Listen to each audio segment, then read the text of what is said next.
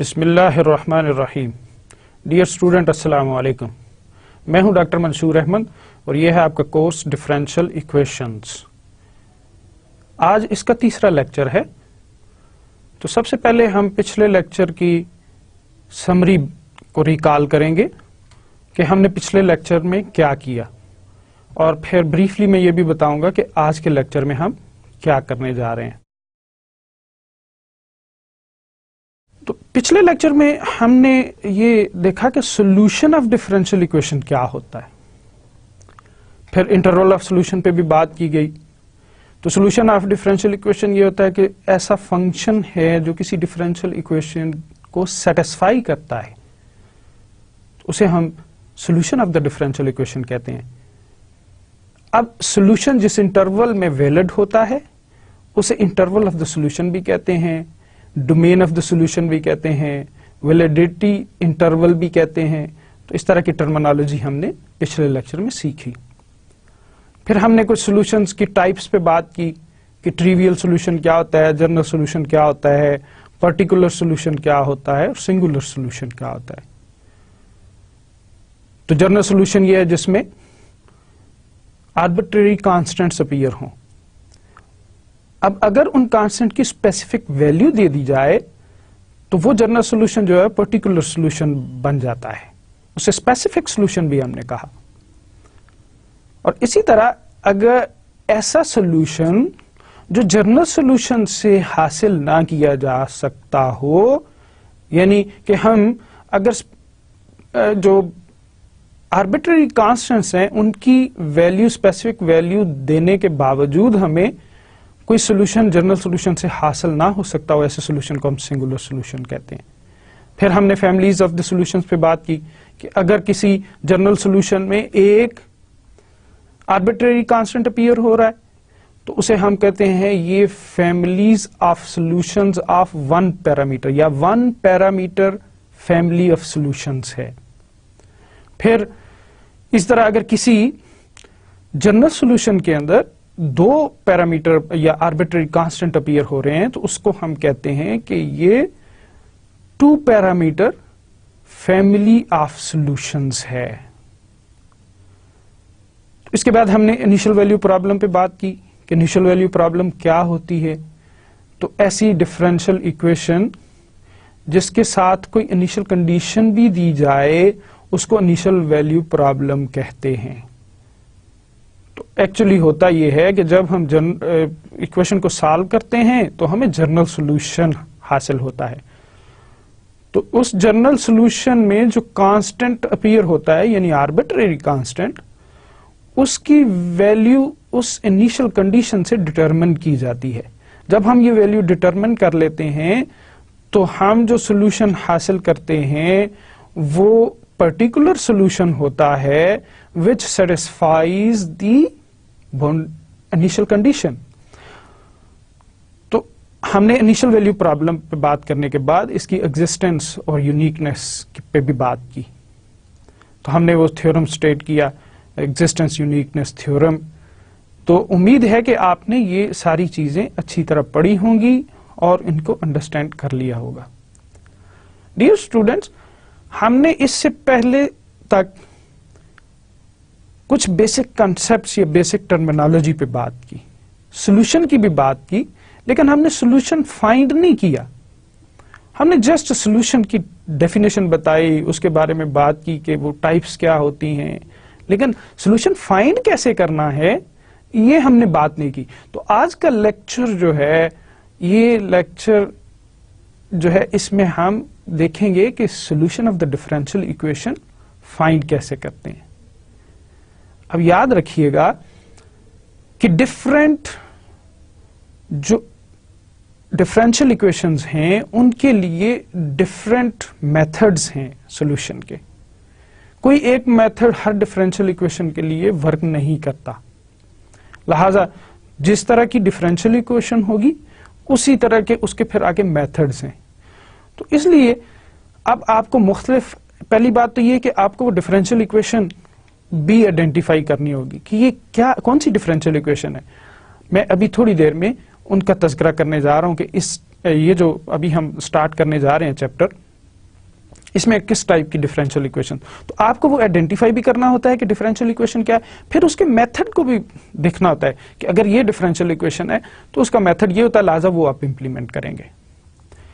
तो आपको ये यहां बताना भी जरूरी है कि इस वक्त हम एक्चुअली चैप्टर नंबर 2 आपकी बुक का स्टार्ट करने जा रहे हैं। इस चैप्टर के अंदर फर्स्ट ऑर्डर डिफरेंशियल इक्वेशंस की बात हुई है। यहां एक और बात, अहम बात है कि ये सारी फर्स्ट ऑर्डर ओडीईज हैं, तो इसमें हम just first order differential equations के सॉल्यूशंस के बारे में बात करेंगे। इसमें चंद एक जो डिफरेंशियल इक्वेशंस कंसीडर की जाएंगी वो हैं सेपरेबल इक्वेशन होगी, होमोजीनियस डिफरेंशियल इक्वेशन, फिर हम एग्जैक्ट डिफरेंशियल इक्वेशन के बारे में बात करेंगे, फिर हम लीनियर डिफरेंशियल इक्वेशन के बारे में बात करेंगे, उसके को आइडेंटिफाई करना भी सीखेंगे कि वो कैसी क्या शक्ल होती है उसकी, और फिर उसके सोल्यूशन के बारे में बात की। फिर एक नॉन लीनियर इक्वेशन हम डिस्कस करेंगे। याद रखिएगा ये पहले जो मैंने 4 नाम लिए ये सारी लीनियर डिफरेंशियल इक्वेशंस हैं, ताहम वो जो एक लीनियर का लफ्ज पर्टिकुलरली इस्तेमाल किया गया ये एक खास किस्म की डिफरेंशियल इक्वेशन है जिसको हम लीनियर डिफरेंशियल इक्वेशन कहते हैं। तो उस पर जब हम जाएंगे तो फर्दर तफसील से बात होगी। तो इसके बाद हम एक नॉन लीनियर डिफरेंशियल इक्वेशन जिसे बर्नौलीज इक्वेशन कहते हैं, ये भी इस चैप्टर के अंदर हम इस पे भी बात करेंगे और इसके सोल्यूशन भी सीखेंगे। तो आज के जो लेक्चर है इसके अंदर हम 2 डिफरेंशियल इक्वेशंस पे बात कर रहे हैं और इनकी ये किस तरह की इक्वेशंस होती हैं और इनका सोल्यूशन क्या होता है, ये दोनों बातें हम सीखेंगे, या इनके सॉल्यूशंस किस तरह से फाइंड करते हैं। तो इसमें होगी जी एक सेपरेबल इक्वेशन है और दूसरी होमोजीनियस डिफरेंशियल इक्वेशन है। मैंने एक लफ्ज होमोजीनियस का पहले भी बोला था और यहां भी एक टर्मिनोलॉजी यूज हो रही है, तो दोनों में थोड़ा सा वो जो डिफरेंस आएगा ये उसका खास मीनिंग है उसके बारे में भी हम एक्सप्लेन करेंगे। तो लीजिए जनाब, सबसे पहले हम आज की पहली जो डिफरेंशियल इक्वेशन है उस पर बात कर रहे हैं। ये फर्स्ट ऑर्डर डिफरेंशियल इक्वेशन है और इसके मेथड के बारे में भी हम बात करेंगे। फिर हम चंद प्रॉब्लम्स के जरिए सॉल्यूशंस, चंद प्रॉब्लम के सॉल्यूशंस भी करेंगे ताकि आपको आप सीख सकें कि ये सॉल्यूशंस कैसे फाइंड करते हैं। तो सबसे पहले जनाब ये सेपरेबल इक्वेशन है।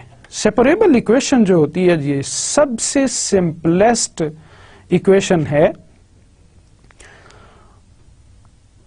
और इसमें ये है जी कि a first order equation of the form dy by dx is equal to g of x into h of y is said to be a separable or to have separable variables।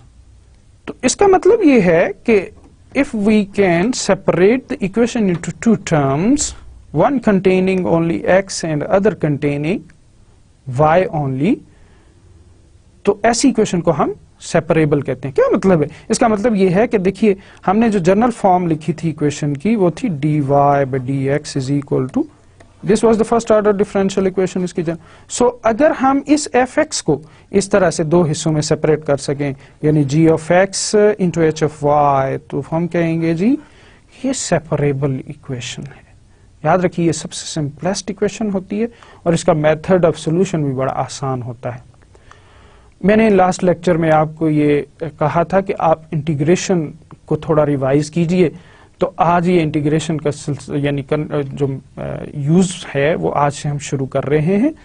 और असल में होगा ये कि जब भी differential equation को solve करना होगा तो इसके अंदर इंटीग्रेशन का प्रोसेस इन्वॉल्व होगा। तो आज मैं पहला प्रॉब्लम आपके लिए सॉल्व कर रहा हूं, देखते हैं कि पहला प्रॉब्लम क्या है और सेपरेबल मेथड ऑफ सॉल्यूशन जो है इसी एग्जांपल के जरिए हम करेंगे। तो आपके सामने एक इक्वेशन लिखी गई है, solve the differential equation dy by dx is equal to y plus 1 into y minus 1। तो ये सेपरेबल है। अब देखिए राइट साइड पे सिर्फ y वाली टर्में हैं और x को हम जो है उसमें 1 एज्यूम करेंगे, यहाँ चूंकि x वाली टर्म ही नहीं है तो 1 will be considered as the x। सबसे पहले आप ये किया करेंगे जी कि दोनों वेरिएबल्स को सेपरेट कर लेंगे। इसके बाद आप क्या करेंगे, इक्वेशन को यूं लिखेंगे dy over y plus 1 into y minus 1, this is equal to dx. अब मैंने क्या किया कि y वाली टर्म में लेफ्ट साइड पे ले आया और x वाली टर्म में राइट साइड पे ले गया. आफ्टरवर्ड्स आप क्या करेंगे जी कि इसको इंटीग्रेट कर लेंगे, दोनों साइड्स को इंटीग्रेट कीजिए. dy by dx y into y minus 1 into integral dx. अब देखें राइट साइड को तो हम बहुत स्ट्रेट फॉरवर्ड वे में इंटीग्रेट कर सकते. इसका इंटीग्रल क्या होगा जी, बिल्कुल x होगा. लेकिन लेफ्ट साइड पे हमारे पास एक क्या है जी, रैशनल फंक्शन है. कौन सा फंक्शन है? रैशनल फंक्शन है. तो रैशनल फंक्शंस की इंटीग्रेशन आप जानते हैं कैसे करते हैं. तो यहां पे क्या होता है जी, आपके पास पार्शियल फ्रैक्शंस इन्वॉल्व होते हैं. तो हम इसके पार्शियल फ्रैक्शंस पहले बनाते हैं लेफ्ट साइड के. तो इसके लिए मैं ये करता हूं जी कि हम कंसीडर करते हैं 1 over y plus 1 into y minus 1, this is equal to, आप जानते हैं कि यहां दो लीनियर फैक्टर हैं. हर फैक्टर के कॉरस्पॉन्डिंग हम क्या करते हैं जी, एक कांस्टेंट इंट्रोड्यूस करते हैं.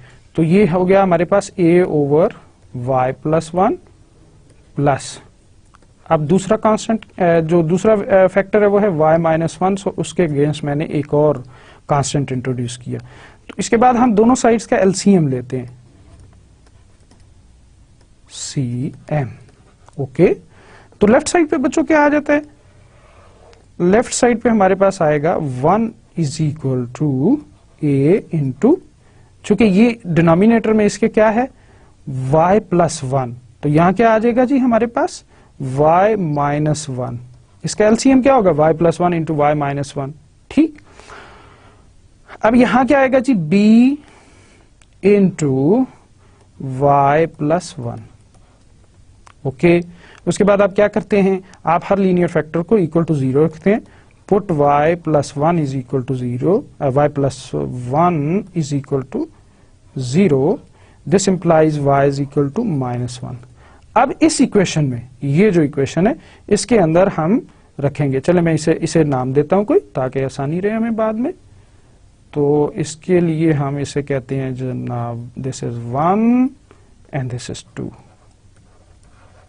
ओके, तो इसमें जब हम y की जगह माइनस 1 रखेंगे तो ये टर्म 0 हो जाएगी.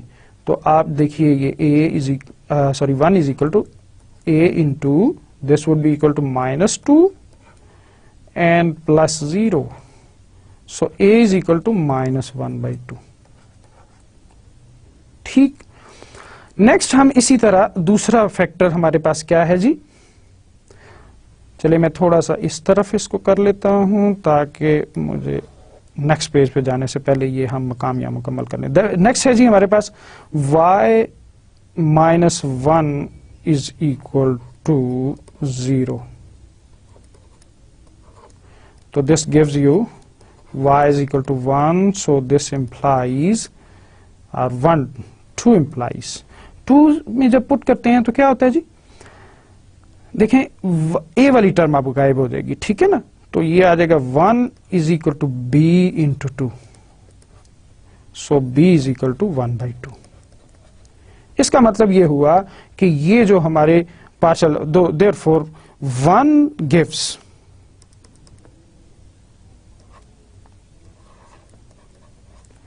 क्या है जी उसमें कि 1 over y plus 1 into y minus 1. Right side पे बच्चों क्या है जी, a की वैल्यू हमारे पास आई 1 बाई 2, वो मैंने सब्स्टिट्यूट कर दी y प्लस 1, और फिर b क्या है हमारे पास 1 over 2, rather this was minus 1 by 2. Okay, तो ये माइनस 1 बाई 2 था, और ये आया हमारे पास b की value 1 by 2 y minus 1. Okay, इसका मतलब ये हुआ कि ये जो टर्म थी ये वाली, इसको हमने जो है पार्शियल फ्रैक्शंस बनाए. तो अब मैं अगले पेज पे चलता हूं, तो हम इसको यूं लिख सकते हैं इंटीग्रल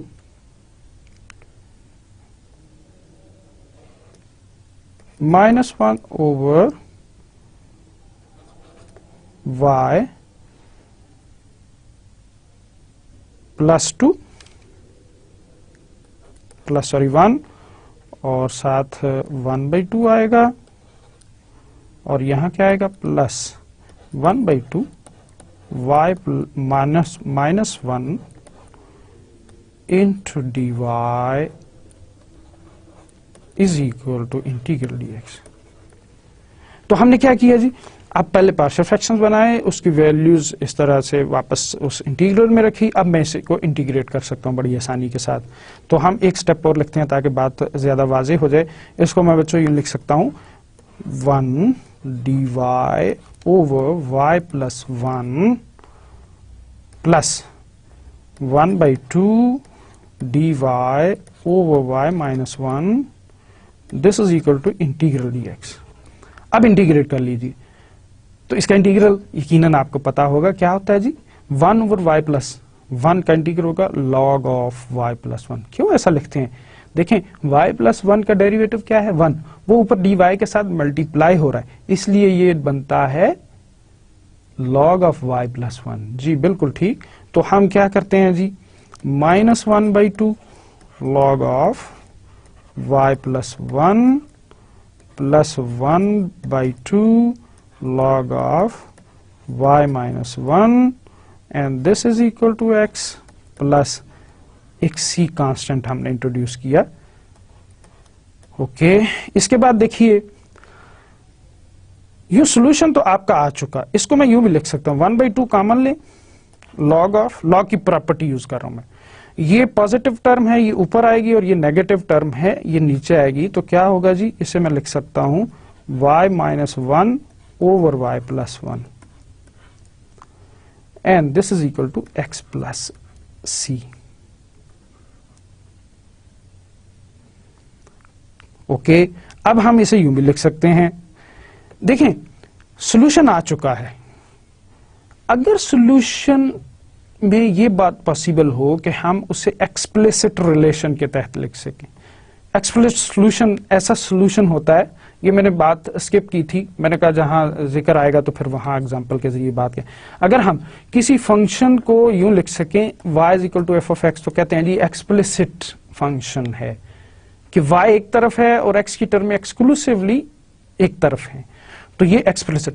अगर ऐसा ना लिख सकें तो फिर हम कहते हैं वो एक्सप्लिसिट नहीं बल्कि इम्प्लिसिट फंक्शन है। तो ये आपने कैलकुलस में दोनों कॉन्सेप्ट पढ़े हैं, एक्सप्लिसिट फंक्शन और इम्प्लिसिट फंक्शन, तो इसके बारे में आपको यकीनन पता होगा। ओके, अब अगर सॉल्यूशन लिखते हुए ये बात पॉसिबल हो कि आप उसे एक्सप्लिसिटली एक्सप्रेस कर सकें, क्या मतलब कि आप y को लेफ्ट पे रख सकते हो और x वाली टर्मों को राइट साइड पे ले सकते हो, तो आप फिर क्या करेंगे, उसे एक्सप्लिसिटली एक्सप्रेस करेंगे। ये बेटर ऑप्शन होता है।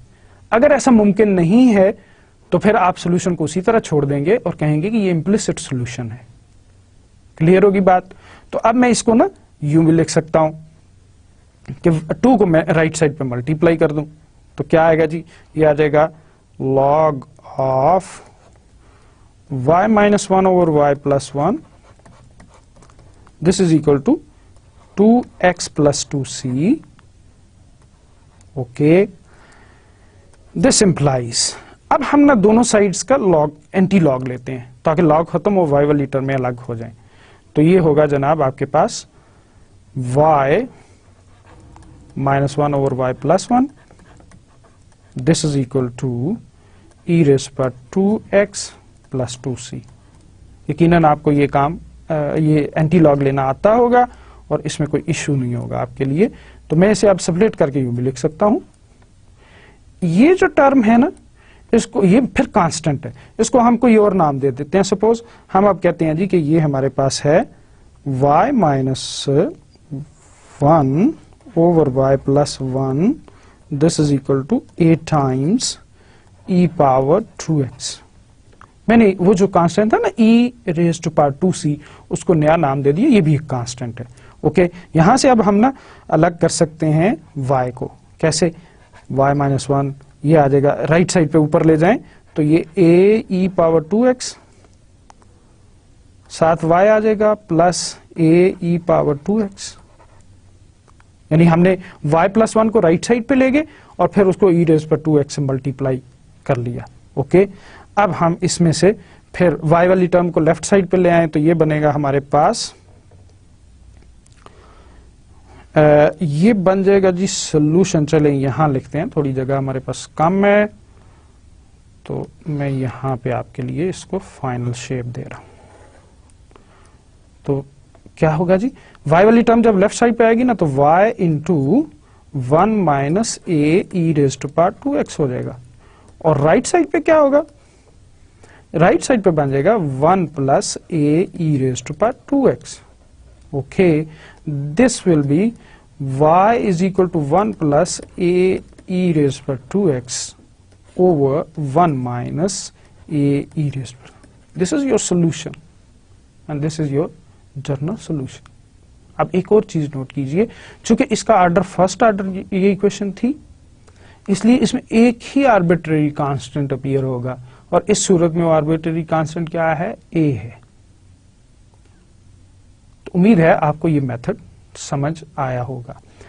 मैं फिर से ब्रीफली बताता हूं, वैसे तो एक दो एग्जांपल हम और भी करने जा रहे हैं, कि सबसे पहले इक्वेशन को आप dy by d x is equal to f x y की फॉर्म में लिखें। उसके बाद आप दोनों वेरिएबल्स को सेपरेट कर दीजिए, कि अगर x वाली टर्मों को सेपरेट कर लीजिए, y वाली टर्मों को सेपरेट कर लीजिए। फिर dx को भी इसी तरह लेफ्ट साइड पे सारी y वाली टर्में अलॉन्ग विद dy ले आइए, और फिर राइट साइड पे x वाली सारी टर्में अलॉन्ग विद dx ले जाइए। तो अब क्या होगा कि आप दोनों साइड्स पे वेरिएबल सेपरेट हो जाते हैं, इंटीग्रेट कीजिए और फिर आंसर हासिल कीजिए। अगर जो सॉल्यूशन है वो एक्सप्लिसिटली एक्सप्रेसिबल हो तो आप एक्सप्रेस कर सकते हैं, अगर नहीं है ऐसा मुमकिन तो इम्प्लिसिट फॉर्म में ही इस सॉल्यूशन को लिख दिया जाता है। तो अब हम अगली एग्जांपल की तरफ आते हैं, देखते हैं हमारे पास नेक्स्ट एग्जांपल क्या है। तो देखिए, solve the given differential equation by separation of variables.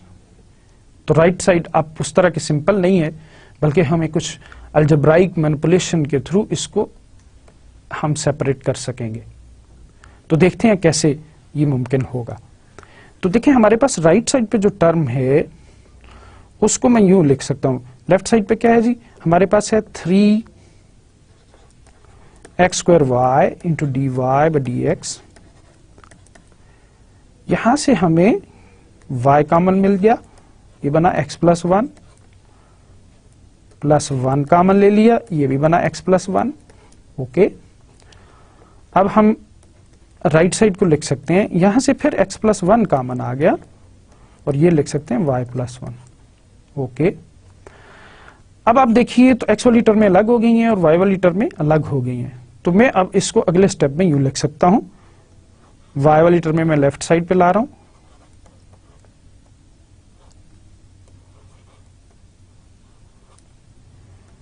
और x वाली टर्म में मैं राइट साइड पे ले जा रहा हूं, x plus 1 over 3x² into dx। ठीक, अब हम इसको इंटीग्रेट करेंगे तो हमें सॉल्यूशन मिलेगा। देखते हैं कैसे इंटीग्रेशन इसकी मुमकिन है। तो हम इसको जब इंटीग्रेट करते हैं तो मैं लिख सकता हूं y plus 1 into d y integral of x plus 1 over 3x² into dx। Okay, अब लेफ्ट साइड को देखिए पहले कि हम इसे कैसे इंटीग्रेट कर सकते हैं। इसके लिए बेस्ट वे ये होगा कि हम पहले ऊपर y प्लस 1 वाली टर्म बनाएं और साथ उसको फिर y प्लस 1 को अलग अलग डिवाइड कर दें। याद रखें, दो तरह के इंटीग्रेंट होते हैं। एक ये कि आप उस इंटीग्रेंट पे, यानी ये जो इंटीग्रेंट से मुराद मेरी ये फंक्शन होता है, जो उस इंटीग्रेंट पे डायरेक्ट कोई फार्मूला अप्लाई कर लें, और एक ये होता है कि आप डायरेक्ट फार्मूला अप्लाई नहीं कर सकते, बाई सम अलजेब्राइक मैनिपुलेशन आप उसको इस फॉर्म में ट्रांसफॉर्म करते हैं कि उस पर कोई डायरेक्ट इंटीग्रेशन का फार्मूला अप्लाई हो जाए। तो मैं इसके लिए यही काम करने जा रहा हूं। हम ये काम अगले पेज पे करते हैं। देखिए, तो हमारे पास था y ओवर y प्लस 1, तो मैं इसे लिख रहा हूं y प्लस 1 माइनस 1। मैंने अपनी तरफ से 1 ऐड किया और 1 सब्ट्रैक्ट किया, so this is y plus 1 into d y. अब एक इसमें टर्म ये है और एक ये क्यों इकट्ठी ली टर्म? चूंकि नीचे डिनोमिनेटर में हमारे पास ये टर्म है। तो हम जनाब अब राइट साइड पे भी कुछ इस तरह का सिलसिला हमें करना पड़ेगा। चलिए, वो है x प्लस 1। हम जरा देख लें क्या था जी यस, x प्लस 1 है, तो x plus 1 over 3x square into d x, sorry. Okay, अब हम ये बच्चों यहाँ हमारे यहाँ बहुत स्टूडेंट्स मिस्टेक करते हैं। मैं थोड़ा सा आपके लिए इसको एक्सप्लेन करना चाहूँगा। रूल ये है, जब ये भी एक पार्शियल फ्रैक्शन का कंसेप्ट है, उसी के तहत ये होता है। फॉर एग्जांपल ये यू लिखा हो ना a plus b over c, तो you can write down it like this, a over c. That means आप अलग अलग दोनों को डिवाइड कर सकते हैं और बीच में प्लस साइन। हाउएवर अगर यूं लिखा हो c over a plus b, बहुत से स्टूडेंट ये मिस्टेक करते हैं, इसे लिखते हैं c over a plus c over b। तो दिस इज नॉट इक्वल, ये ऐसा मुमकिन नहीं है। ठीक, उसकी वजह भी है एक। देखिए, अगर मैं ऊपर वाली टर्म जो हमने ये वाली लिखी, ये वाली, इसका एलसीएम लो ना राइट साइड का, तो क्या बनेगा? सी एलसीएम होगा a प्लस बी, वापस देखिए आ गया। और अगर मैं इसका एलसीएम लूं तो वो क्या होगा? a into b LCM. देखें, डिनोमिनेटर में फर्क पड़ गया। बाद की बात तो बाद में है ना। तो ये मिस्टेक नहीं करनी। ऊपर सम और नीचे एक टर्म हो तो सम को अलग अलग, लेकिन सम नीचे हो और ऊपर टर्म हो तो उसको अलग अलग। हाँ, यूं हो सकता था, अगर सपोज मेरे पास ये होता c plus d a plus b, then it is fine, c over a plus b whole term ये plus d over a plus b, then it is okay कि वो पूरा a plus b डिवाइड होगा। Okay, तो ये ज़िम्नन मैंने जिक्र किया क्योंकि ये बहुत से स्टूडेंट इस तरह की मिस्टेक करते हैं, तो ये मिस्टेक नहीं होनी चाहिए प्लीज। ओके जी, अब हम इसको अलग डिवाइड कर रहे हैं, तो क्या आया हमारे पास? y plus 1 over y plus 1 हो जाएगा 1 minus 1 over y plus 1।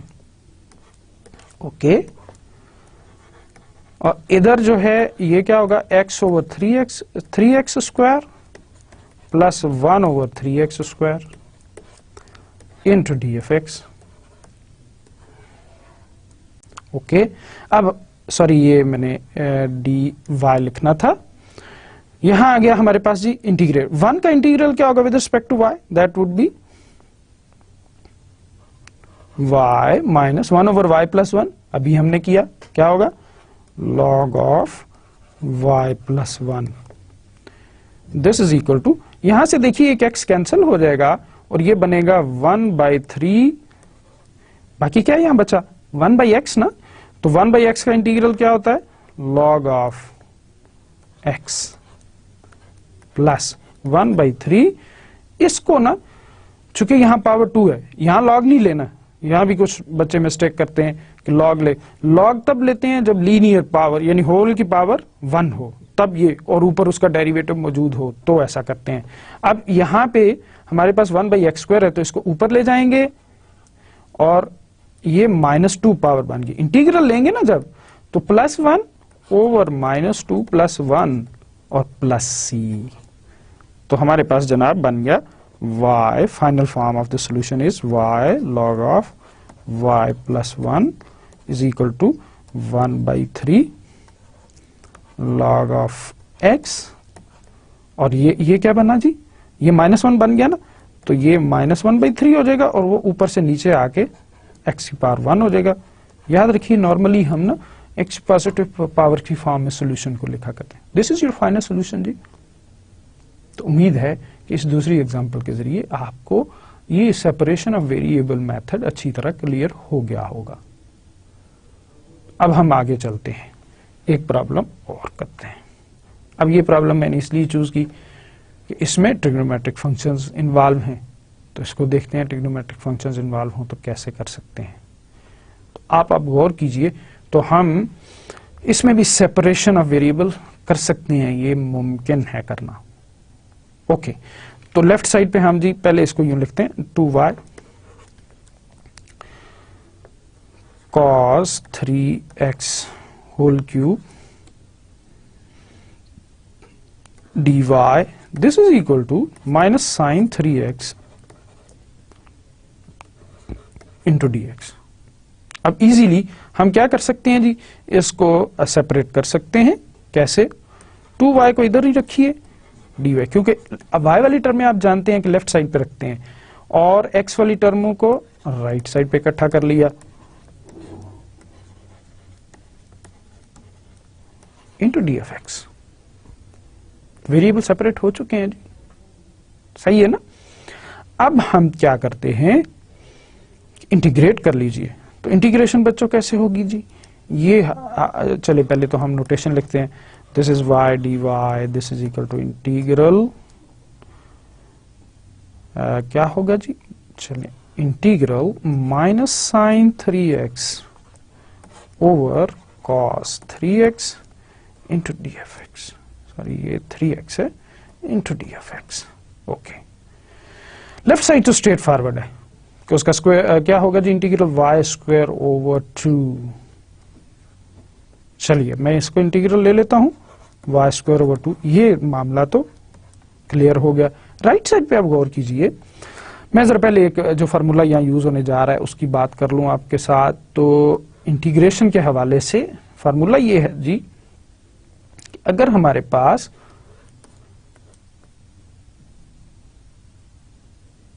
fnx हो,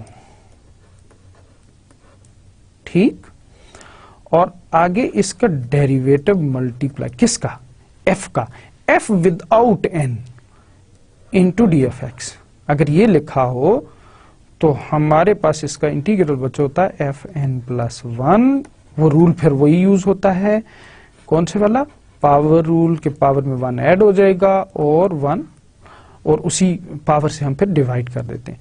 तो यहां थोड़ी देर पहले भी मैंने बताया कि अगर होल पावर, अगर यहाँ cos की पावर होती ना, सिर्फ cos 3x होता, तो फिर तो हम log वाला फार्मूला लगाते। चूंकि यहाँ cos क्यूब है तो इसलिए log वाला फार्मूला नहीं लगेगा, हम इसको ऊपर ले जाएंगे और यूं ये लिखा जाएगा, देखिएगा,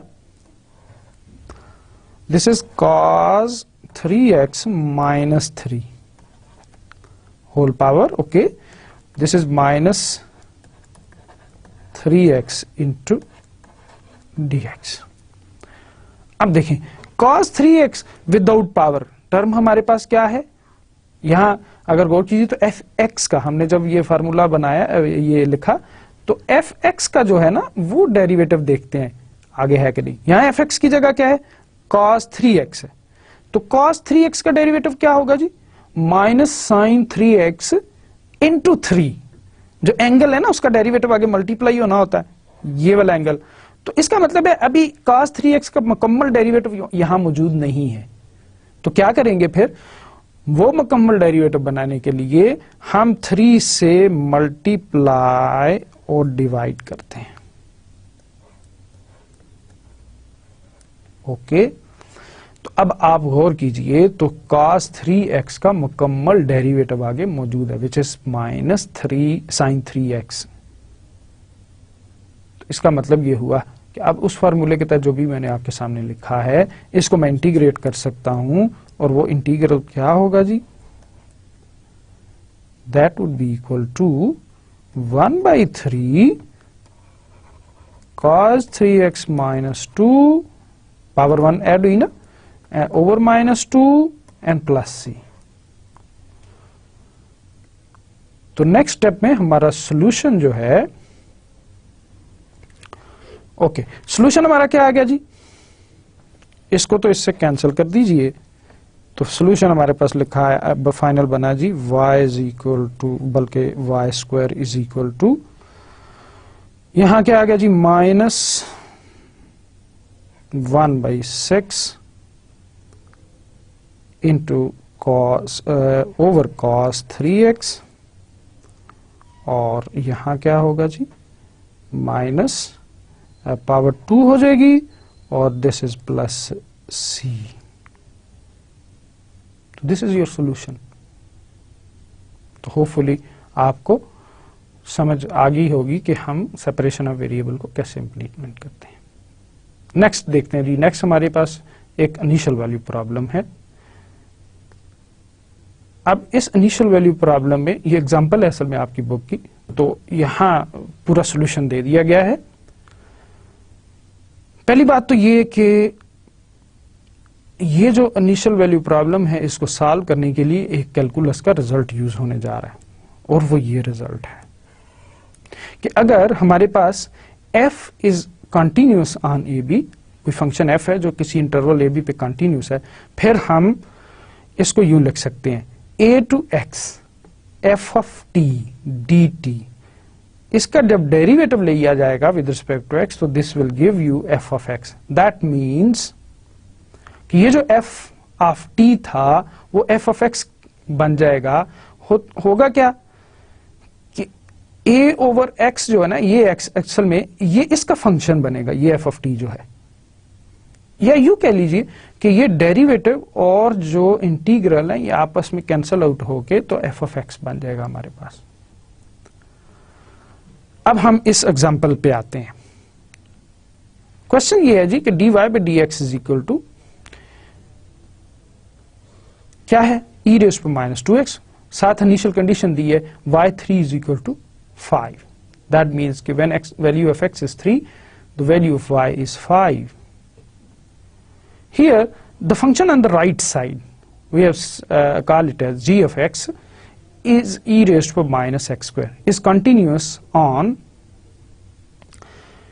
for all real values, it is continuous, okay, but its antiderivative is not an elementary function। क्या मतलब कि इसका इंटीग्रल एक्चुअली पॉसिबल नहीं है। ये देखें, e raised to minus x square होना है dx, तो इसको हम इंटीग्रेट नहीं कर सकते। इसका चूंकि ये किसी फंक्शन का डेरिवेटिव नहीं है e रेज़ टू माइनस, तो ये इंटीग्रल इसका पॉसिबल नहीं है। इसे इसीलिए कहा कि इसका antiderivative is not an elementary function, कि हम इसे इंटीग्रेट नहीं कर सकते।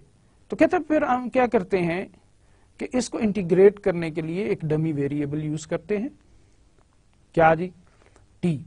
तो हम लिखते हैं अब, चूंकि हमारी वैल्यू देखिए स्टार्ट हो रही है 3 से x की वैल्यू, लिहाजा यहां आप गौर कीजिए तो इसकी लिमिट्स लिखी गई 3 to x dy by dt इंटू dt इज इक्वल टू 3 to x e raise to पर minus t square into dt।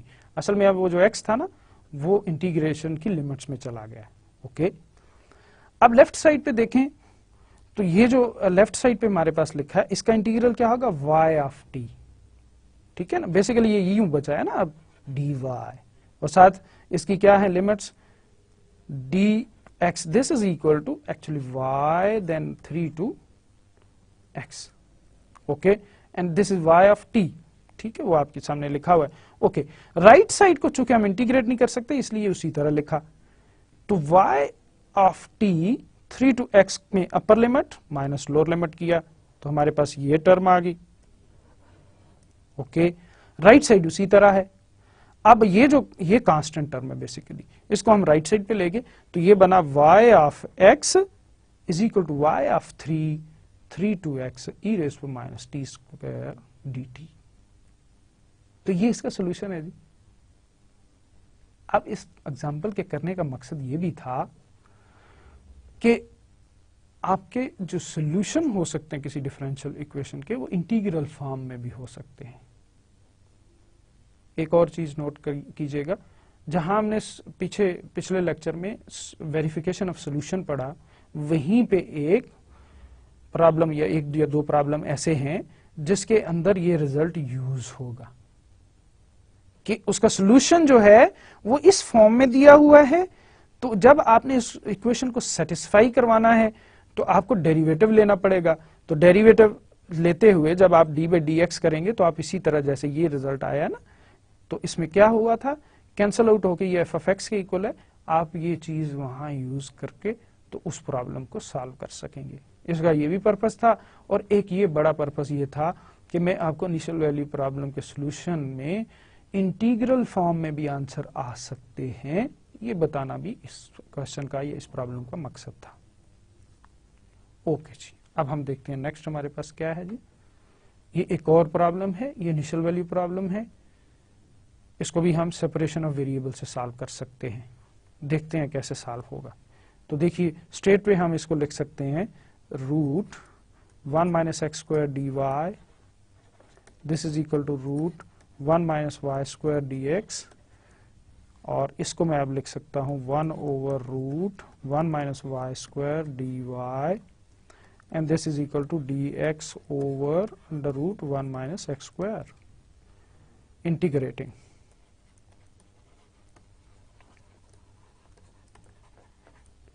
Implies 1 over root 1 minus y square dy, this is equal to integral dx over under root 1 minus x square. Okay. इसका integral क्या होगा जी? हाँ जी, उम्मीद है आपको ये formula आता होगा। This is sine inverse y left side का, और राइट साइड का क्या होगा? साइन इनवर्स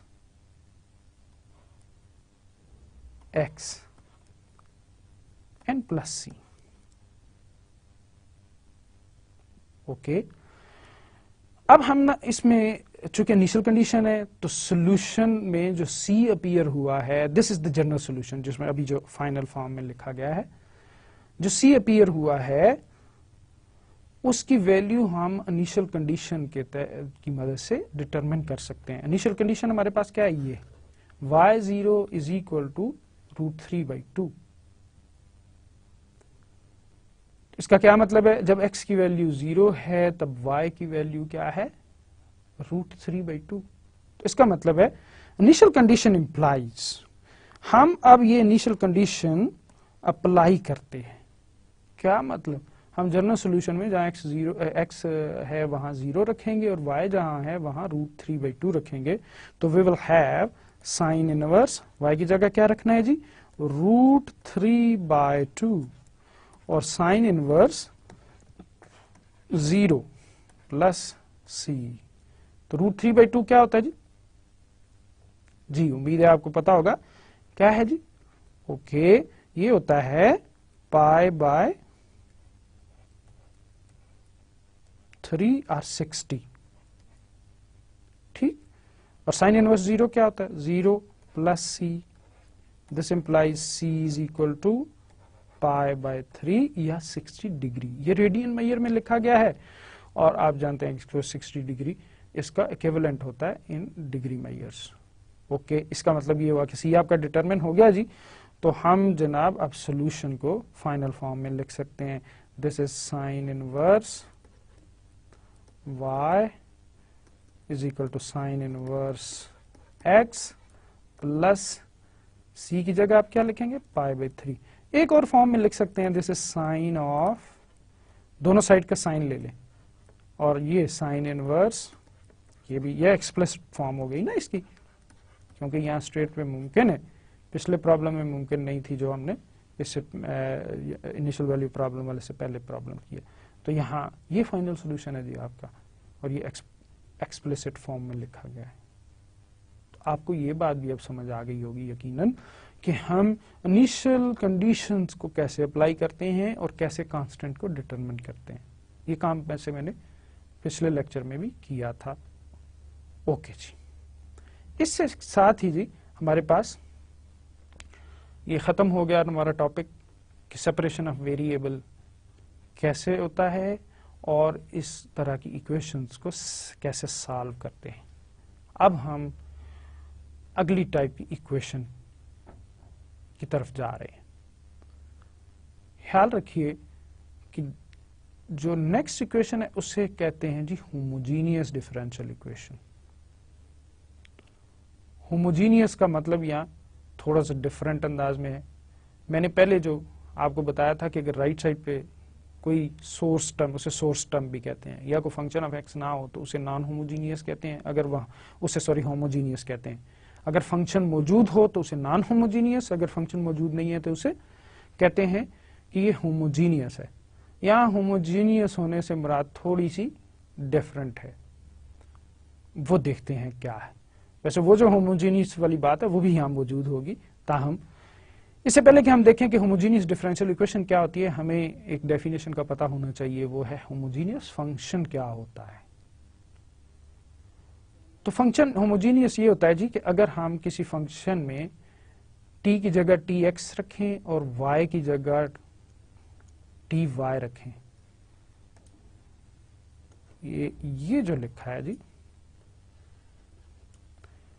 और हमें यूं हासिल हो जाए कि t की पावर कुछ कॉमन आ जाए और फंक्शन उसी तरह राइट साइड पे रिटेन रहे, तो हम कहते हैं कि ये जो फंक्शन f है ये होमोजीनियस है ऑफ डिग्री n। एग्जाम्पल के जरिए ये बात उम्मीद है आपको समझ आएगी आसानी से। फॉर एग्जाम्पल मेरे पास एक फंक्शन है जी f of x y is equal to x square minus 3xy plus 5y square। हमने x की जगह tx रखा, फंक्शन में y की जगह ty रखा। यहां पहली टर्म में x स्क्वायर की जगह रखेंगे तो t स्क्वायर x स्क्वायर बन जाएगी, दूसरी term minus t square into 3x y बन जाएगा और plus T square into 5y square बन जाएगा। अब आप गौर कीजिए तो इसमें टी स्क्वायर को कॉमन लिया जा सकता है और ये कॉमन आ गया बाहर, बाकी लिखा गया x square minus 3xy plus 5y square, और ये तो फिर वही फंक्शन एफ एक्स वाई है, लिहाजा इसको यूं लिख सकते हैं t square f of x y. इसका मतलब ये हुआ कि ये होमोजीनियस फंक्शन है ऑफ डिग्री 2।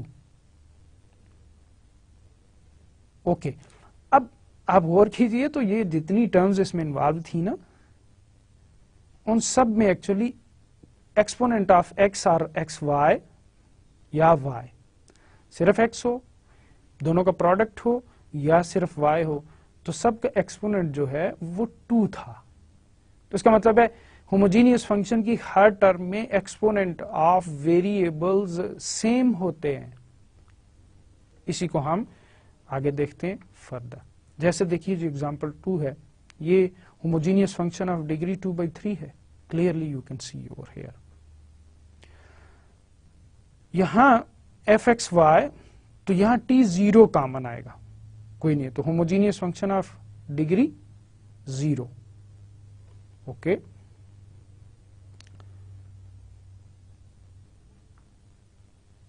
रिमार्क्स, कुछ रिमार्क्स इस तरह हैं जी कि homogeneous function can be recognised by examining the total degree of each term. मैंने अभी ये बात बताई। फॉर एग्जांपल ये फंक्शन लिखा गया एक्स स्क्वायर माइनस वाई, तो इस फंक्शन में आप गौर कीजिए तो यहां देखें तो इसमें तो पावर 2 है और इस y वाली में पावर 1 है, लिहाजा इसमें ये होमोजीनियस नहीं है, इसी वजह से, क्योंकि पावर्स सेम नहीं है। ओके, अच्छा, इसको इस तरह भी डील कर सकते हैं, if f is a homogeneous function of degree n।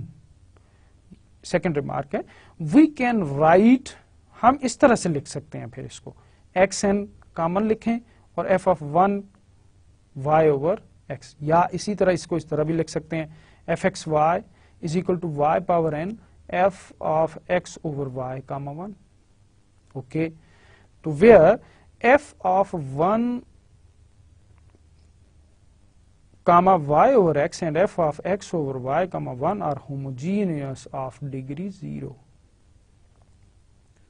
For example, यहाँ एग्जाम्पल के जरिए बात को एक्सप्लेन कर दिया गया है कि एफ एक्स वाई क्या है जी, हमारे पास अगर है x square plus 3xy plus y square, तो यहां से देखें हम एक्स स्क्वायर कॉमन ले सकते हैं, तो 1 plus 3y by x y square by x square लिख सकते हैं ना इस तरह। देखें ना, अगर इसे मैं दोबारा वापस मल्टीप्लाई करूं तो यहाँ एक्स स्क्वायर आ जाएगा, यहाँ 3x एक्स स्क्वायर से कैंसिल हो 3xy और यहाँ एक्स स्क्वायर से मल्टीप्लाई होगा तो ये वाई स्क्वायर आ जाएगा, वापस ऊपर ही फंक्शन है। सो इस तरह हम एक्स स्क्वायर को कॉमन ले सकते हैं। तो is a homogeneous function of degree 2, ये होमोजीनियस फंक्शन है ऑफ डिग्री 2। तो इस तरह भी आप लिख सकते हैं होमोजीनियस फंक्शन को। ओके, नेक्स्ट देखते हैं जी। अब हम कहते हैं जी होमोजीनियस डिफरेंशियल इक्वेशन क्या है। तो a differential equation of the form mxy dx plus nxy dy is equal to 0 is said to be homogeneous if both coefficients m and n are homogeneous function of the same degree। क्या मतलब, ये जो हमारे पास m और n है, ये अगर same degree के होमोजीनियस फंक्शंस हों तो हम कहते हैं जी कि ये डिफरेंशियल इक्वेशन जो है ये होमोजीनियस डिफरेंशियल इक्वेशन। एग्जांपल दी गई है जी x square plus x y, ये देख लीजिए ये होमोजीनियस फंक्शन है degree 2, x y plus y square into d y, तो आप नोट कीजिए ये भी डिग्री 2 का होमोजीनियस फंक्शन है। So this equation is a homogeneous equation of degree 2. Okay. Method of solution क्या होता है जी? अगर हम किसी इक्वेशन को आइडेंटिफाई कर लें कि वो होमोजीनियस डिफरेंशियल इक्वेशन है तो उसके सोल्यूशन के लिए हम ये सब्स्टिट्यूशन करते हैं, y is equal to vx और x is equal to vy। ये x is equal to vy भी हो सकती है सब्स्टिट्यूशन और y is equal to vx भी होता है। नॉर्मली ये होती है, चूंकि इसमें ये जो डिपेंडेंट वेरिएबल होता है ना, here y is the dependent variable, आप उसको नए फॉर्म में एक्सप्रेस करते हैं विच इज vx। और अगर डिपेंडेंट वेरिएबल आपका x हो तो आप x को जो है एक्सप्रेस कर सकेंगे vy की फॉर्म में। ओके, एज्यूम करते हैं ये where v is new dependent variable, where v is the new dependent variable. This substitution, जब हम ये सब्स्टिट्यूशन करेंगे, reduces the homogeneous equation to a separable differential equation. तो इसका मतलब है टेक्निक क्या हुई कि basically homogeneous differential equation solve करने का तरीका ये है कि हम ये सब्स्टिट्यूशन करते हैं y is equal to vx। जब ये सब्स्टिट्यूशन उस होमोजीनियस डिफरेंशियल इक्वेशन में पुट करते हैं तो हमें सेपरेबल इक्वेशन हासिल हो जाती है। तो उस सेपरेबल इक्वेशन को तो हमने सॉल्व करना भी सीख लिया। तो इसका मतलब ये हुआ कि हमें होमोजीनियस इक्वेशन को इस सब्स्टिट्यूशन के जरिए जस्ट सेपरेबल में कन्वर्ट करना होगा। और फिर याद रखिए हमेशा बैक सब्स्टिट्यूशन भी करते हैं, वो मैं जब प्रॉब्लम सॉल्व करूंगा तो फिर आपको क्लियर हो जाएगा। तो एक और चीज नोट करने की है कि y is equal to vx अगर सब्स्टिट्यूशन करेंगे तो इसको डिफरेंशिएट कर लेंगे आप दोनों साइड्स को, dy बाई dx। यहां क्या होगा, प्रोडक्ट रूल लगेगा, v x का डेरिवेटिव 1, v ऐसे ही रखा, प्लस अब x सेम रखा और dv by dx derivative of v with respect to x। अच्छा, इस तरह भी लिख सकते हैं dy is equal to v dx plus x dv। ताहम ये जो फॉर्म है ना ये ज्यादा कन्वीनियंट है, लिहाजा हम इसकी मदद से प्रॉब्लम्स को सॉल्व करेंगे। ओके जी, पहला प्रॉब्लम सॉल्व करते हैं कि कैसे हम होमोजेनियस डिफरेंशियल इक्वेशंस को। तो प्रॉब्लम यह है जी, identify and solve the differential equation x square plus y square into d x minus x y into d y is equal to 0। Okay, तो आप देख सकते हैं कि ये जो पहली यानी ये m है, एक्चुअली m, और जो हमने जनरल फॉर्म में भी पढ़ी ये n है। तो आप गौर कीजिए, तो ये होमोजीनियस फंक्शन ऑफ डिग्री 2 है और ये भी होमोजीनियस फंक्शन ऑफ डिग्री 2 है। तो so it is homogeneous differential equation.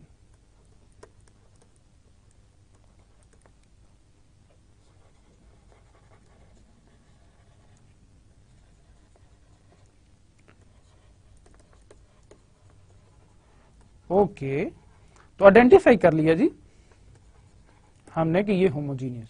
अब हम, जैसे मैंने पहले बताया था कि पहले आइडेंटिफाई करना बड़ा जरूरी होगा। अभी तो आज एक क्वेश्चन पढ़ी ना और फिर अब दूसरी पे हम आ चुके, तो जब 3-4 टाइप्स की हो जाएंगी ना तो फिर आइडेंटिफाई करना थोड़ा सा मुश्किल होता है। तो आपको केयरफुली करना पड़ेगा और आप जब इसकी अच्छी प्रैक्टिस करेंगे तो फिर ये मुमकिन होगा कि आप फौरन देखते ही फिर बता सकेंगे कि इक्वेशन कौन सी है, किस टाइप की है। अगर आप प्रैक्टिस नहीं करेंगे, काम कम करेंगे, तो फिर ये आपके लिए दुश्वारी का बायस हो सकती है। नॉर्मली आपको जब एग्जाम भी दिया जाएगा तो आपको ये नहीं बताया जाएगा ये कौन सी इक्वेशन है। नॉर्मली यही होता है कि इक्वेशन दे दी जाती है, देखा जाता है कि बच्चे में ये स्किल है कि नहीं कि वो जो है इसको आइडेंटिफाई कर सके। तो ये आइडेंटिफिकेशन बड़ी जरूरी है। पहले तो आइडेंटिफाई करेंगे तो अगला स्टेप फिर शुरू होता है कि उसको सॉल्व कैसे करेंगे। ओके जी, अब हम जनाब होमोजीनियस तो डिसाइड हो गया। इसका मतलब है अब हम क्या कर सकते हैं, मैं इसको ना आसानी के लिए यूं लिखता हूं, x y d y is equal to x square plus y square into d x. चूंकि ये माइनस साइन था ना ये वाला, इस वजह से मैंने इसको डायरेक्टली इस तरह लिख लिया।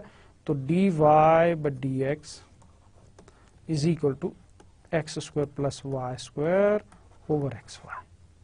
पुट, अब होमोजेनियस तो डिसाइड हो गया ना, हम कहते हैं जी put y is equal to v x. ये सब्स्टिट्यूशन हमने करनी है जी। ओके, तो d y by d x क्या हुआ, हमने अभी पढ़ा, क्या होगा जी, ये होगा v plus x d v by d x. Okay, इसमें सब्स्टिट्यूट कर दें। जस्ट आपने क्या करना है, d y by d x की जगह ये पुट करना है, और जहां जहां y है वहां y की जगह वी एक्स पुट करना है। ओके, हम देखते हैं जी क्या होता है। तो v प्लस एक्स, ये d y by d x की जगह सब्स्टिट्यूट कर दिया जी। Okay, this is equal to x square, तो ऐसे ही लिखेंगे। वाई स्क्वायर की जगह, वाई की जगह क्या पुट करना है, वी एक्स, तो क्या बन जाएगा v square x square. Okay, यहां क्या बनेगा, this is x into v x. Okay, तो अब हमारे पास ये लेफ्ट साइड तो बनी v plus x d v by d x, right side पे हमारे पास ना एक्स स्क्वायर कॉमन आ जाएगा और ये बनेगा 1 प्लस वी स्क्वायर। नीचे हमारे पास एक्स स्क्वायर बन जाएगा, साथ v बन जाएगा। ये v है जी, ऐसे लग रहा है जैसे। ओके, एक्स स्क्वायर से कैंसिल हो जाएगा और हमारे पास जनाब आखिर में बचेगा x d v by d x is equal to 1 plus v square over v minus v। Okay, अब हम ना राइट साइड को सिंप्लीफाई करेंगे, फिर देखिएगा कि ये सेपरेबल फॉर्म में आ चुकी है। वैसे भी ये सेपरेबल फॉर्म में नजर आ रही है, देखें कि y वाली टर्म में, वो v वाली टर्म में राइट साइड पे है और x वाली टर्म लेफ्ट साइड पे है। तो इसका एलसीएम ले लें अगर, क्या बनेगा जी, 1 plus v square minus v square over v. तो एलसीएम इसका v है, तो v से मल्टीप्लाई होकर 1 plus v square minus v square. Okay, ये जनाब इससे कैंसल, और कैंसल करने में तो हम लोग वैसे बहुत खुश होते हैं जी, स्टूडेंट भी बड़े जज्बाती हो जाते हैं कैंसिल करते हुए, लेकिन बी केयरफुल, कैंसिल करते हुए ये ना हो कि जो कैंसिल चीजें नहीं हो रही वो भी कैंसिल होती रहें। ओके, तो हम ये अब देखें सेपरेट कर सकते हैं जी। v, चलिए पहले लिखते हैं d v over d x, इसको दोबारा सिंप्लीफाई करके लिख लेते हैं, this is equal to 1 over v। तो सो दिस इंप्लाइज v इस तरफ आ गया जी, d v, and this is d x over x.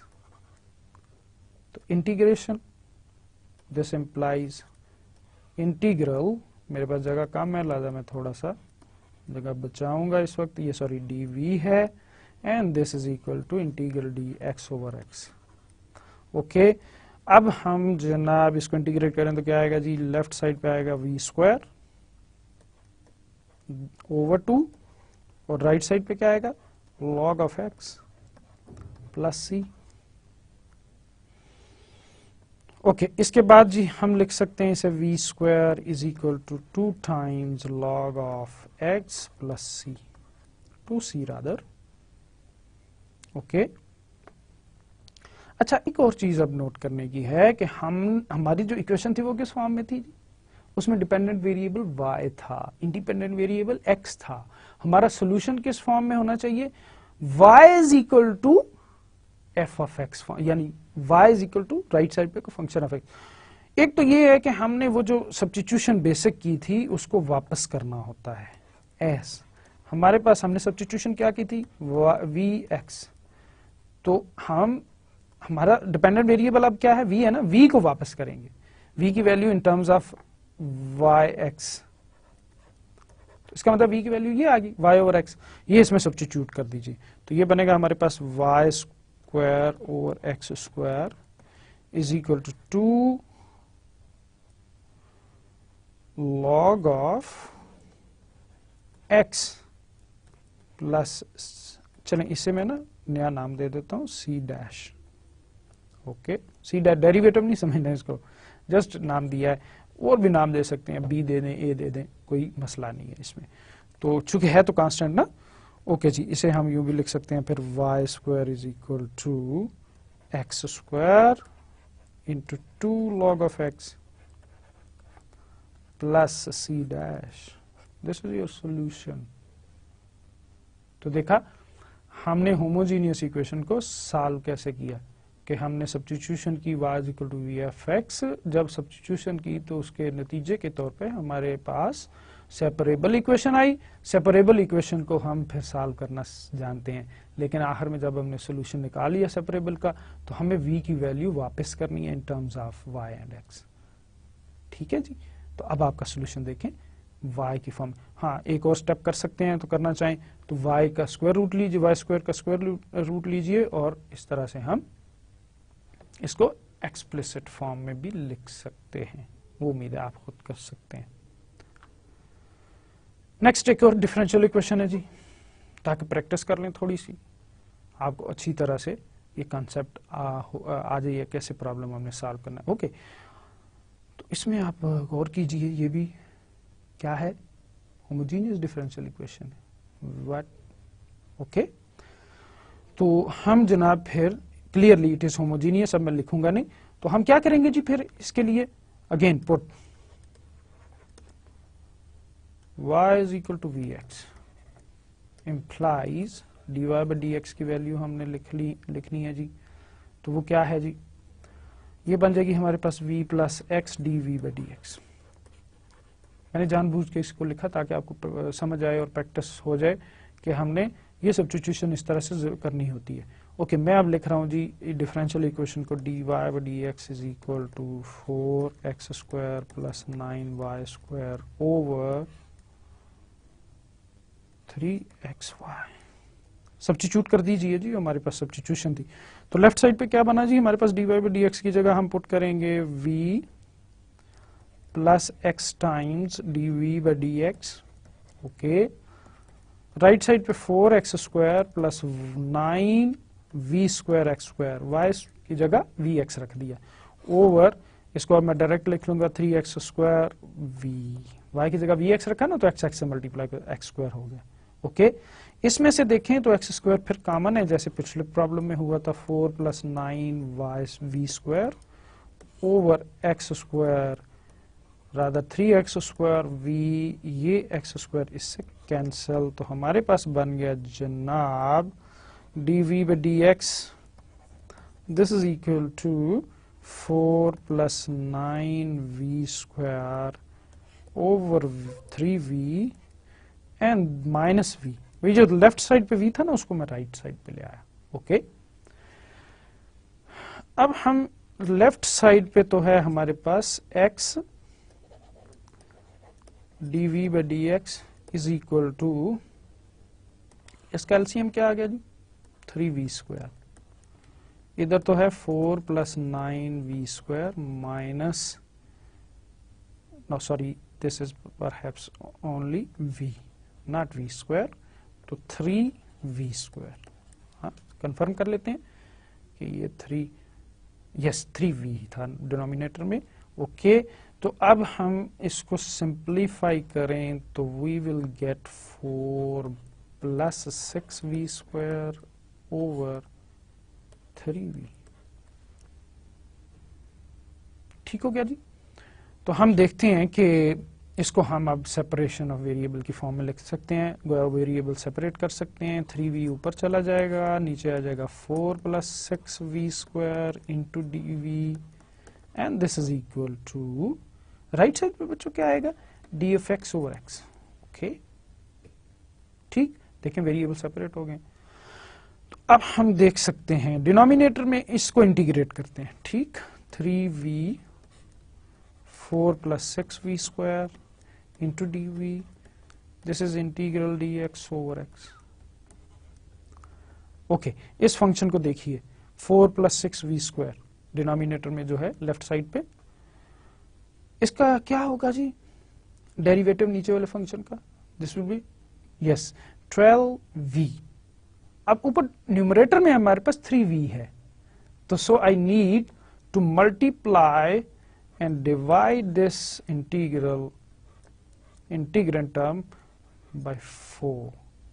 Multiply भी कर दिया और ओके ऊपर अब 12 है, v नीचे वाली टर्म का ये डेरिवेटिव मुकम्मल बन गया ऊपर, लिहाजा हम इसका इंटीग्रल क्या लेंगे बच्चों, इंटीग्रल ले सकते हैं log ऑफ g, बिल्कुल ठीक, denominator function which is 4 plus 6v square, this is equal to log of x। Okay एक चीज यहां आपको बताना चाहूंगा कि अब देखें लेफ्ट साइड पे जो टर्म है उसमें भी लॉग अपीयर हुआ है, राइट साइड में जो एक टर्म अपीयर हुई है उसमें भी लॉग अपीयर हुआ है। तो अब ये कन्वीनियंट होता है, ये अच्छा होता है कि हम इसको किस तरह लिख लें, लॉग की फॉर्म, जो कांस्टेंट है सॉरी उसको भी लॉग की फॉर्म में लिखें। तो हम जब इस तरह की सूरत हाल हो ना कि सारे लॉग अपीयर हो रहे हो तो फिर हम इस तरह इसको लिख सकते हैं। ओके अब राइट साइड को मैं फिर यूं से लिख सकता हूं log cx, लॉग की प्रॉपर्टी यूज की। ये जो लेफ्ट साइड पे 4 है ना इसको हम इधर ले आते हैं तो ये बनता है जी log of 4 plus 6v square और 4 log ऑफ cx। log की एक और प्रॉपर्टी होती है, इसको हमने यूज किया यहाँ, ये ना एब्सोल्यूट वैल्यू नॉर्मली डालते हैं, चूंकि नेगेटिव नंबर्स के log नहीं होते लिहाजा ये एब्सोल्यूट वैल्यू साथ लिखा करते हैं। ओके तो हम इसको अब यूं भी लिख सकते हैं, this is log of cx। log की एक और प्रॉपर्टी यूज की ना 4 हो गया। ओके दोनों साइड्स का एंटी लॉग लेंगे ना तो हमारे पास क्या होगा जी, ये हमारे पास आ जाएगा 4 plus 6v square, this is equal to cx power 4। दोनों साइड पे चूंकि लॉग है ना तो इसलिए वो लॉग खत्म हो जाएगा और ये बनेगा v square, rather this should be, चलें 6v स्क्वायर स्टेप कर लेते हैं, cx whole power 4 minus 4, so this is v square की बजाय आप लिख सकते हैं v square is equal to 1/6 times cx minus 4। अब जनाब हमारे पास ये एक्सप्लिसिट फॉर्म में आ चुका। यहां हम ये भी कर सकते हैं कि v को पहले यूं लिख लें, square root of 1/6 into cx, ये पावर 4 भी है जी, this is power 4 minus 4, so this is, अब v की वैल्यू वापस करनी है तो हम पिछली प्रॉब्लम में देख चुके v क्या होता है y बाई एक्स, तो so this is y by x into square root उसके अंदर जो टर्म है और फिर ये x इधर चला जाएगा और यूं ये solution of the homogeneous differential equation होगा और एक्सप्लिसिट सोल्यूशन हमने निकाल लिया इसको। ओके जी नेक्स्ट देखते हैं क्या है जी। अच्छा अब समटाइम्स हमारे पास जो इक्वेशन होती है वो रिड्यूसेबल टू होमोजीनियस, होमोजीनियस शुरू में नहीं होती, रिड्यूसेबल टू होमोजीनियस होती है कि हम कुछ सब्स्टिट्यूशन करके उससे होमोजीनियस बना सकते हैं। तो उसके लिए बच्चों देखिए ये आपके सामने एक जर्नल फॉर्म लिखी गई है कि होमोजीनियस, ये इक्वेशन है, ये होमोजीनियस नहीं है इस वक्त, और किस वजह से नहीं है, इस टर्म की वजह से नहीं है, इस टर्म की वजह से नहीं है। ये चूंकि ऊपर और नीचे जो न्यूमरेटर और डिनोमिनेटर में जो फंक्शंस हैं वो होमोजीनियस नहीं है और due to the presence of these constant terms. Okay अब अगर हम इन कांस्टेंट टर्म्स को रिमूव कर दें तो हम फिर इसे होमोजीनियस बना सकते हैं, ठीक है ना। तो पहले इसमें 2 केसेस हैं। क्या 2 केसेस हैं? एक ये कि ये जो x और y के कोफिशिएंट है ना, ये x का कोफिशिएंट, ये y के कोफिशिएंट,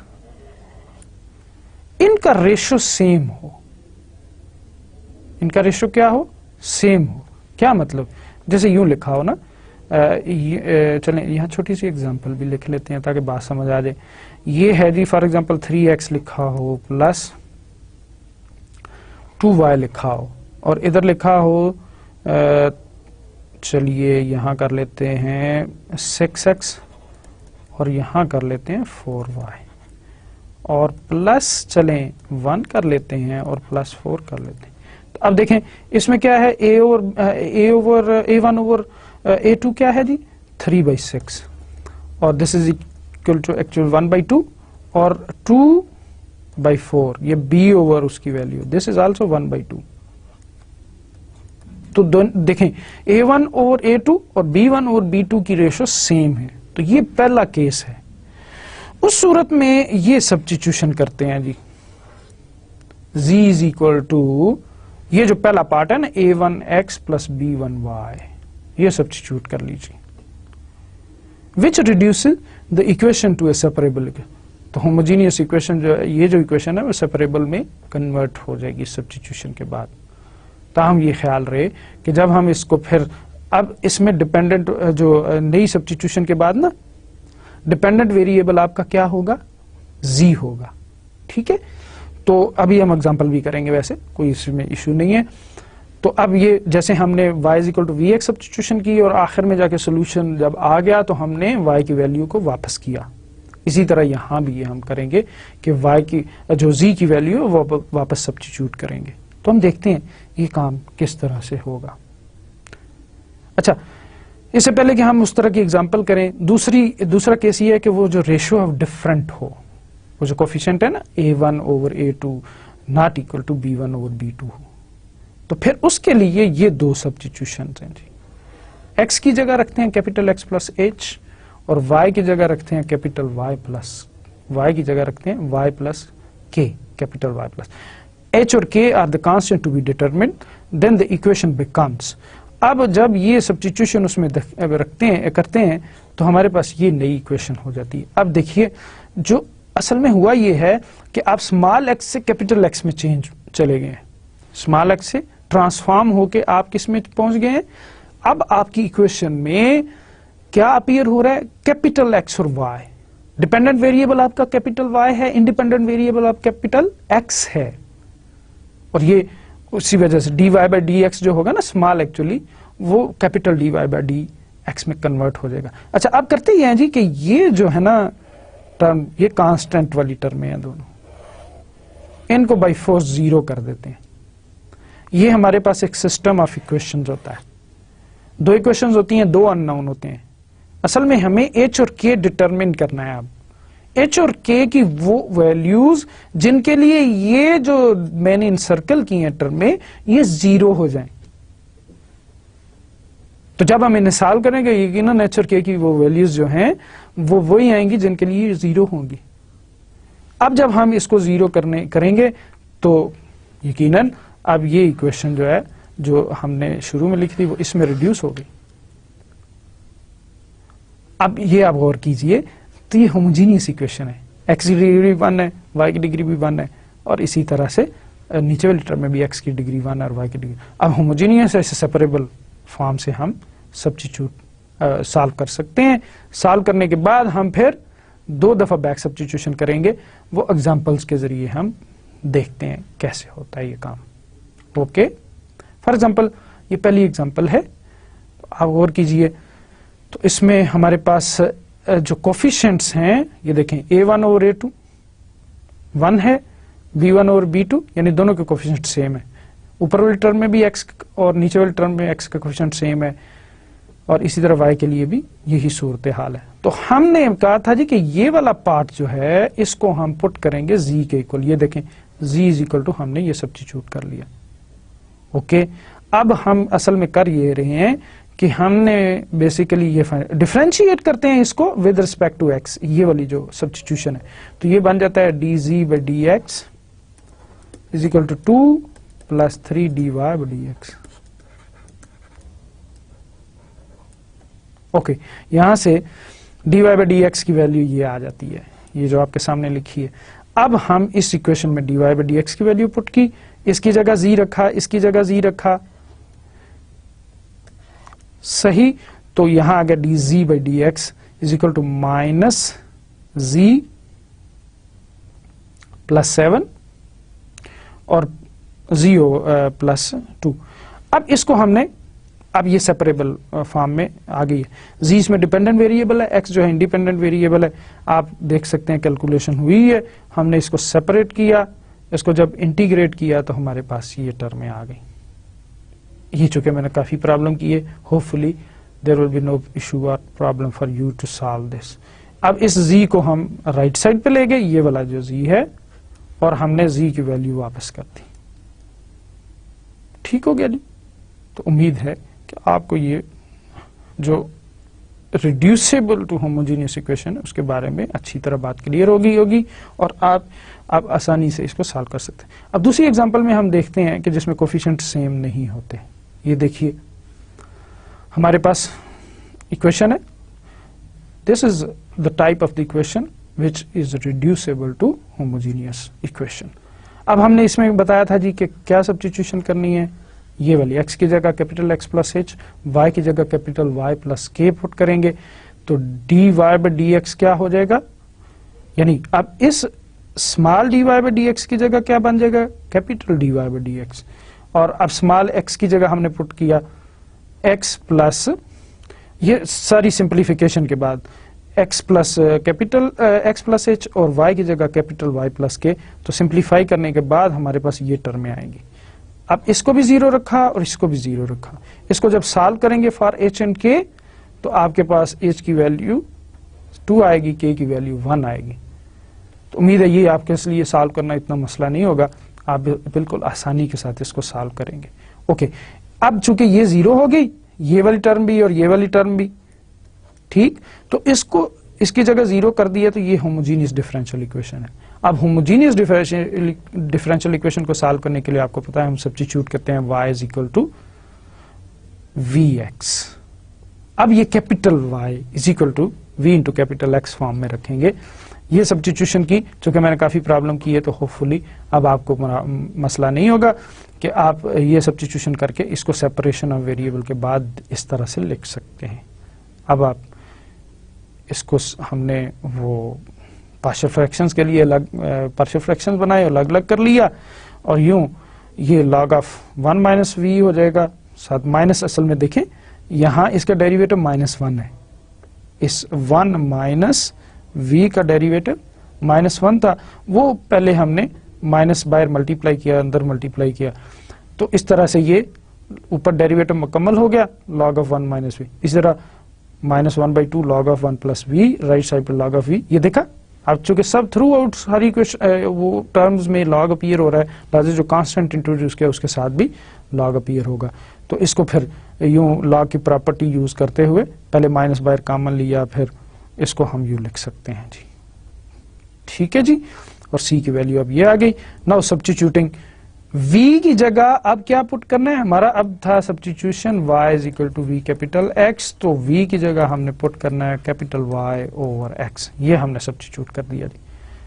और इसके बाद x की जगह क्या पुट करना है, देखें स्मॉल x हमने रखा था capital x plus h, h की वैल्यू हमारे पास आई है गालिबन 2, तो ये कैपिटल x प्लस 2, तो कैपिटल x, चूंकि अब आपका सोल्यूशन कैपिटल x फॉर्म में जाएगा जब आप v की जगह y बाई x रखेंगे ना, तो यहां से फिर हमारे पास बनेगा capital x is equal to small x minus 2, और इसी तरह capital Y would be equal to small y minus k की वैल्यू क्या है देख लेते हैं जरा पीछे से।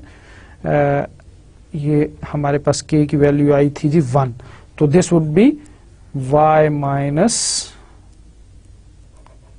1। ये हम जब सब्स्टिट्यूट करेंगे, सिंप्लीफाई करेंगे, this will be your final solution. तो उम्मीद है आपको ये बात अच्छी तरह समझ आई होगी कि हम ऐसी इक्वेशन जो रिड्यूसिबल टू होमोजेनियस हो उसको कैसे सॉल्व करते हैं। तो आज के लेक्चर की समरी, आज के लेक्चर में हमने solution of the differential equation सीखे, यानी आज हमने सॉल्यूशन किए, मेथड सीखे कि कैसे डिफरेंशियल इक्वेशन को सॉल्व करते हैं, और उसके लिए हमने पहले मरले में 2 डिफरेंशियल इक्वेशंस को कंसीडर किया।